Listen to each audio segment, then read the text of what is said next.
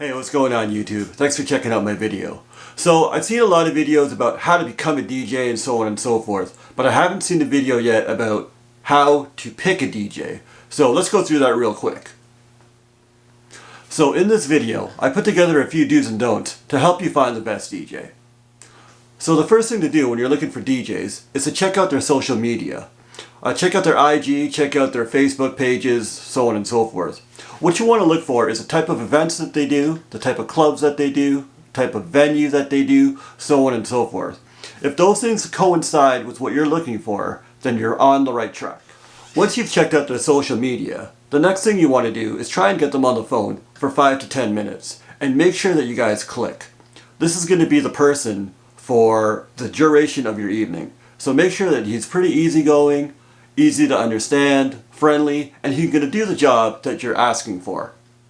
So once you're in that conversation with your potential DJ, make sure to ask him specific questions to your gig.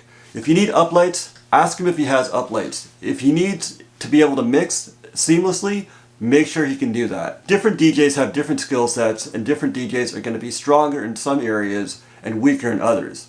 If you need a DJ to be super strong in one area and not so much in another area, make sure you ask those questions and that comes across from the DJ that you're looking for.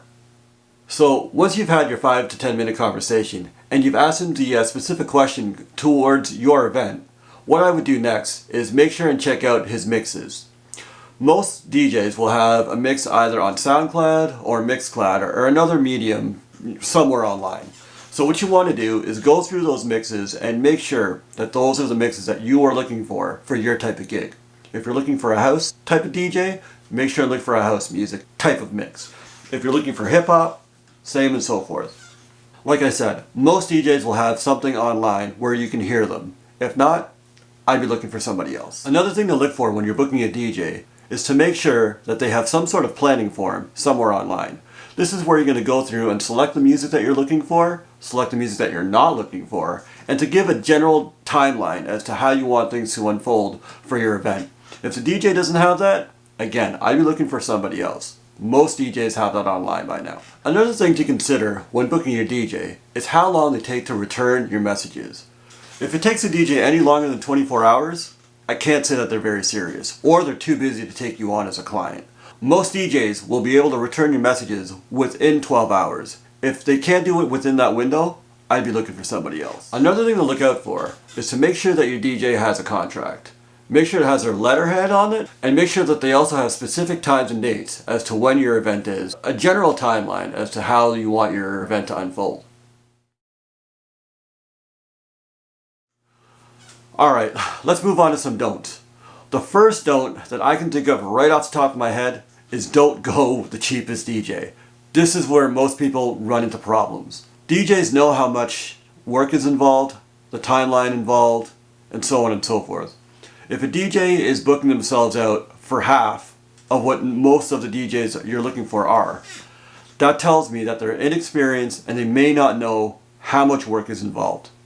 And once they figure out how much work is involved, that's when you hear stories about they're starting to pull out, they're asking for more money, they need something else, and it's usually a giant hoopla by the end of it. And more than likely, if you're choosing a professional DJ, they also know how much time is involved in curating the sets and also taking the time to go through your timeline very particularly and very specifically to make sure nothing's missed. If a DJ is too cheap, that kind of tells me that they're not doing those things and they're not going through and making sure that they're checklisting off things in a proper fashion. So, I would stay away from the cheapest DJ. Stay away from the friend of a friend situation. Most of the time, the friend of a friend situation, unless they're a professional DJ, leads to a lot of awkwardness when it comes to dealing with, hey, I needed this, you told me that, so on and so forth. Once that happens, things get really awkward really quickly. If you need somebody professional because it's a very important day for you, I would hire a professional. Stay away from the friend of a friend situation.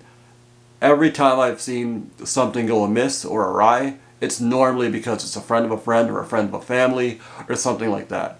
So do yourself a favor and stay away from that whole situation. And the last thing I would say when it comes to don'ts is don't put too much weight into any DJ's reviews. If you go from one DJ to the next, you'll soon find out that every DJ has amazing reviews and amazing feedback. What you'll find is that most DJs will sought out the clients that they most well clicked with and ask them for a review. No DJ is going to ask for a review from a mediocre client. Henceforth, amazing reviews and amazing feedback.